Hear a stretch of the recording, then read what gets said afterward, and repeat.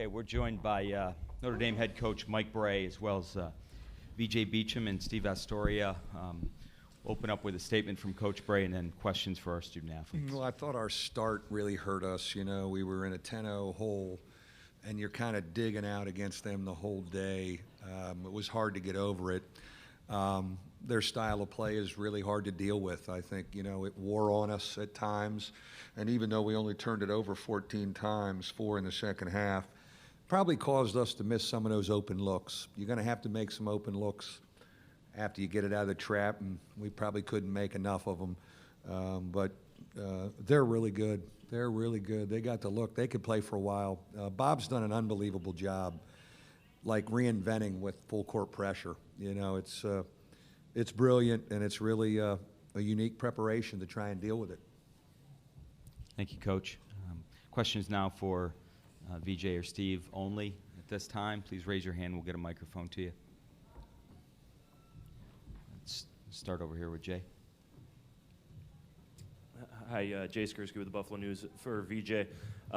Just offensively, it seemed like a struggle for you tonight. Just anything in particular that you can point to that gave you difficulty? Was it what they were doing defensively, or was it more your own thing? I think, you know, my teammates did a great job of finding me open shots, you know, like they usually do. You know, just today I just wasn't able to knock them down. You know, of course they wear you down a little bit. Maybe that's why some of them were short, but I just didn't knock them down tonight. Let's go all the way to the back, and we'll come here. Steve, for you, and I guess BJ as well, in terms of their defense, obviously their press gets the note, but is it just speeding you up as much as actually forcing turnovers that causes you problems? Yeah, I think, you know, I think that's the goal of the press. You know, they obviously want to turn you over, but if not, they want to get you out of our rhythm. And I think besides our start, you know, I thought we did a pretty good job. You know, we got a bunch of good looks. You know, Matt, TJ, Rex, we did a good job of, you know, getting the ball across half court.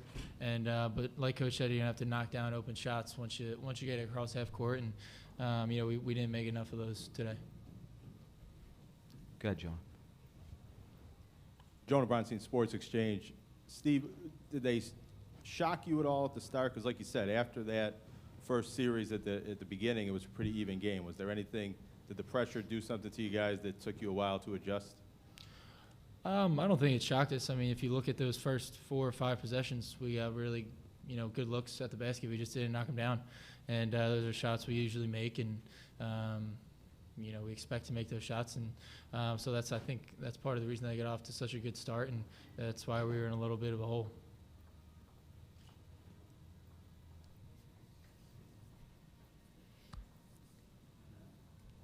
Yeah, go ahead, Greg. For VJ this time, was their offense a bit of a surprise? They're sometimes hot and cold from the perimeter. Was their ability to hit outside shots a little bit of a surprise to you? We know they wanted to bang it inside. They did a decent job of that, but as far as knocking down shots, you know, they really knocked down some big-time shots, especially in the first half, you know, to kind of keep us at bay when we were trying to make our run. So. Any other questions for Notre Dame student athletes? Okay, not seeing any. Steve, VJ, congratulations on a great season. Thank you for your time. Thanks.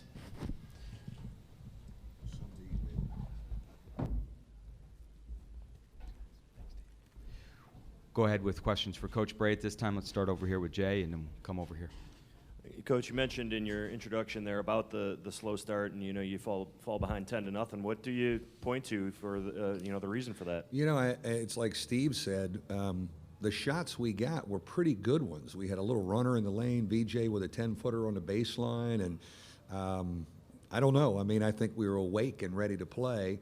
I don't think we weren't turning the ball over at that time to give them the 10-0 lead. I think it was, you know, missing some stuff. We may have been shocked we were so open because we were really prepared for them to be after us, and they were. You know, we had our spurts of turning the ball over, but 14 against them that's a pretty good day. Only 4 in the second half.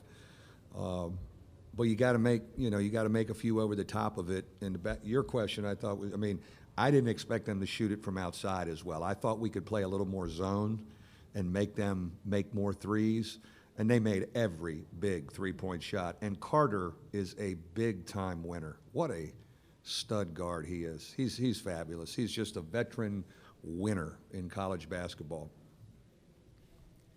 Mark?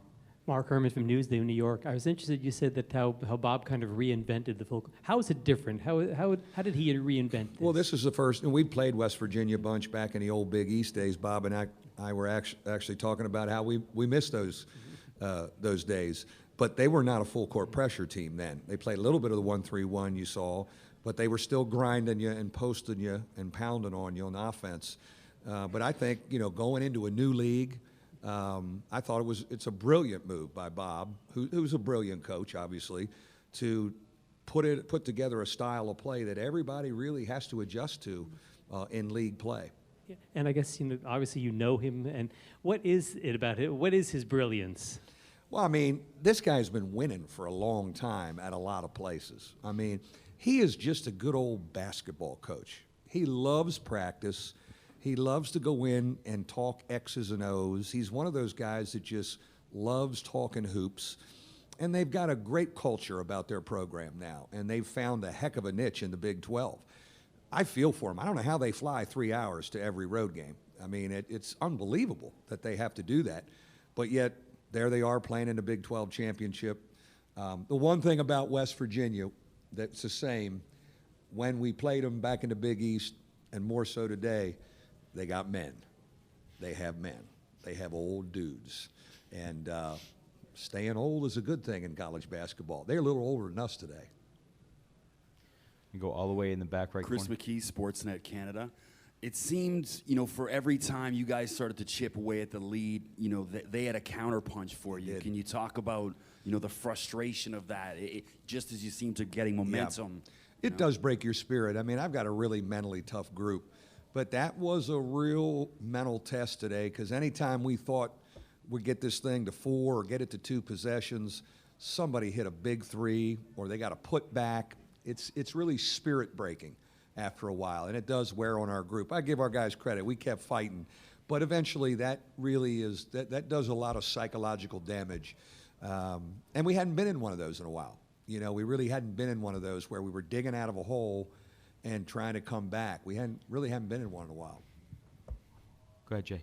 The decision to leave Bonzi in when he picked up his 4th foul, just maybe explain what went into that thinking, and on a day offensively where you were having a tough time getting a lot of guys going, he was really doing a lot for you, wasn't he? I don't think you're saving him for, for the stretch run. The stretch run was a whole second half trying to dig out of a hole, and quite frankly, the staff and I talked, if he fouled out, I think we would have played 5 guards and just maybe try and make some shots. But he's smart. He's a veteran guy. He did a good job not fouling. He was unbelievable today. You know, some of our other guys didn't make some stuff. He just he puts the team on his back. And, you know, he's not 100%. You know, that ankle's bothering him. I mean, just that's one of the great performances, just trying to carry a team on a bad wheel. But, yeah, there's no such thing as taking him out with 4, because we're either going to get it now or we're going to get beat by 20.